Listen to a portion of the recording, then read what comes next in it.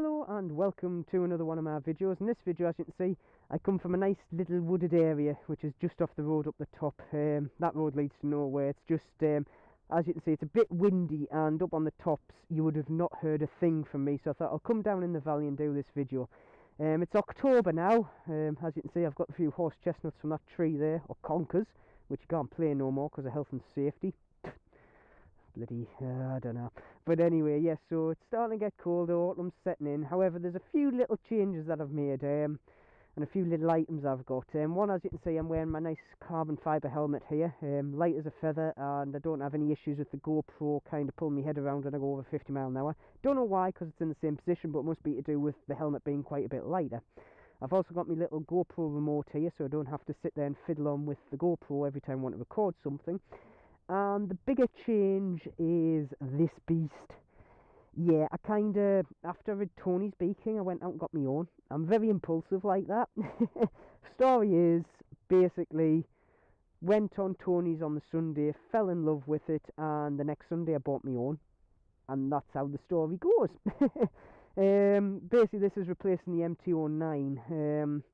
Don't get me wrong, I am sad to see the MT-09 go. Technically, I still own it, like, because I haven't sold it yet. But if any of you are interested in the MT-09, just get in contact with us. But this bike I just gelled with 100 times better than the MT-09, and to be honest, a lot better than a lot of bikes I've ridden. I just felt so comfortable on it. It just felt like me, and for a heavy bike, it doesn't feel like it when you're going. It does when you're pushing it around, but when you're going, it just doesn't. You've also got the mean factor. It just looks blooming aggressive at every angle. It just looks mean. And also the fact of the matter is, these are getting quite rare now. They were only actually produced for 4 years before they got taken off. And to be honest, I think it's a crying shame, because they're a great bike. They're phenomenal. So yeah, this is mine. It's a 57 plate. It's one of the first batches to come into England, so it's one of the first ones. When I bought it, it only had 10,000 miles on the clock. It's in black, as you can see. Black is the fastest colour you can get, that is fact. It gives you at least 20 more horsepower on top of the stock horsepower of the engine just being black. It does. The last owners, or the few of the owners that this bike has had, have done quite a few tasteful little mods to it. Just going through the bike, from front to back, as you can see, we've got some nice braided brake lines there, which do help with the feel of the brake. We've got some nice little, what mirrors are them? Fizoma, which are meant to be quite expensive mirrors. When I looked on the box, they were £81 each. I wouldn't pay that for mirrors, but because we got them free with the bike, I put them on, and they look quite tasty. Adjusters there. As we move forward, we've got our B-King radiator and oil guards. The RG crash bobbins all the way around, which is quite pricey. We've also got my rear sets there in black, just to finish it all off. And they are very, very nice, and I can set them to where I want. Actually, they're quite alright where they are. I've also got nice Scorpion cans there, which are just, oh, they're nice, and they don't have any baffles in, and the sound spot on. The carbon fibre on it, such as that clutch cover there and this top cover here, I actually put on myself, because these were originally chrome, and I just thought the chrome was a bit kind of in your face on such a black bike. And I thought, if I get some carbon fibre, because I like carbon fibre, that'll just finish it off. I have actually done a video where I actually put these two on. This was a right pain in the arse, and if you watch that video, you'll know why. But overall, this bike is just phenomenal. And yeah, this is definitely going to be a bike that I'm going to keep my hands on for a long time. And it just, to be honest, Steve, it's getting on for 10-year-old now. It is 10-year-old. Actually, it'll be 10-year-old this October. It'll be 10-year-old now. It just turned. Happy birthday. But this bike, even with a lot of modern bikes, this thing can keep up. It's just power on the nth degree.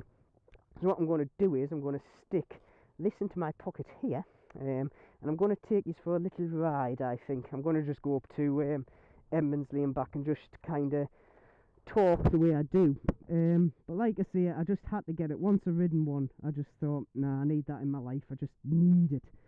And yeah, got myself one. And like I say, I don't regret it. Even, like I say, it was even that bad that I haven't actually sold my MT yet to get one. And this one came up, and to be honest, I haven't found one in this spec yet. So I was actually quite lucky I got my hands on this one, and this is going to be fun to turn around in, but hey ho, let's start her up. One thing I found out, the ignition is a bit sticky. You have to wiggle the key around a bit, but and I'm also low on fuel, which is always good. Not low enough, like just walk around without dropping it, because this is a heavy bugger. If I drop it, I'm a man of small stature, it might be quite hard to get back up. I've already pre-warmed it a bit, so we'll go for a short ride just to show you what the performance is like. And it sounds spot on. I've got a few more things that I'm wanting to do with it, cosmetic and performance wise, which I will get onto hopefully over the Christmas period. But for now, I'm more than happy the way it is. Oh god, it does sound mean. Like I say, it's just a slip-on exhaust that's got on the back. It's not a full system. The bike itself mechanically is quite stock other than the exhaust, and to be honest, I think it's going to stay like that for a bit. The only thing I'm wanting to do is the airbox mod, which is meant to be a very, very good mod, and it supposedly turns this into a V8 sounding bike. And why do you not want your bike to sound like a V8? You just have to. And supposedly adds quite a bit of, well, for a free mod it adds quite a bit of power. One of my mates has actually got the Power Bronze B King, and he's busy putting his airbox back to stock, so I'm going to grab his when he's finished. This is going to be a great overtaking opportunity when I get past this van. To be honest, I already covered most of the aspects of this bike when I did Tony's, and to be honest, this bike's exactly the same. The only real difference is it's got a 190 back tyre on. So I'm just going to drop the gears, and there's cars. Just going to sit at 5,000 RPM, just look up there, and off we go. See, this is the thing with this bike, and I think this is what wins us over. It is multiple bikes in one. It is a cruiser, it is a sports bike, it is a tourer. You can basically do whatever you want with it. The engine is so versatile.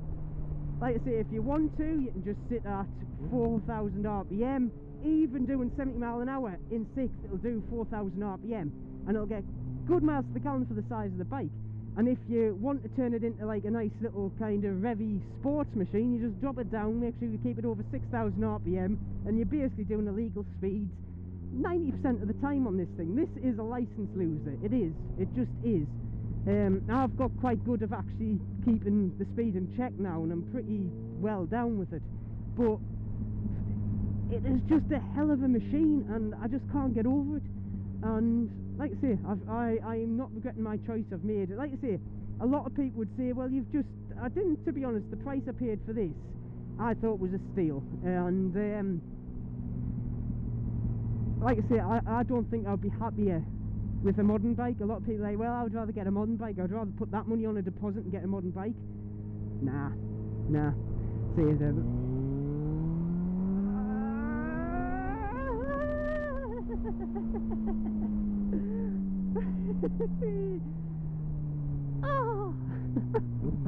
oh god, you know it's a good bike when it makes us do that noise.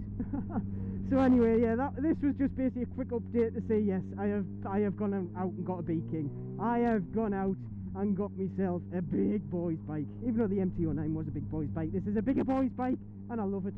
Like I say, a lot more videos to come. I'm hoping to get a few out before the season's done, so keep watching.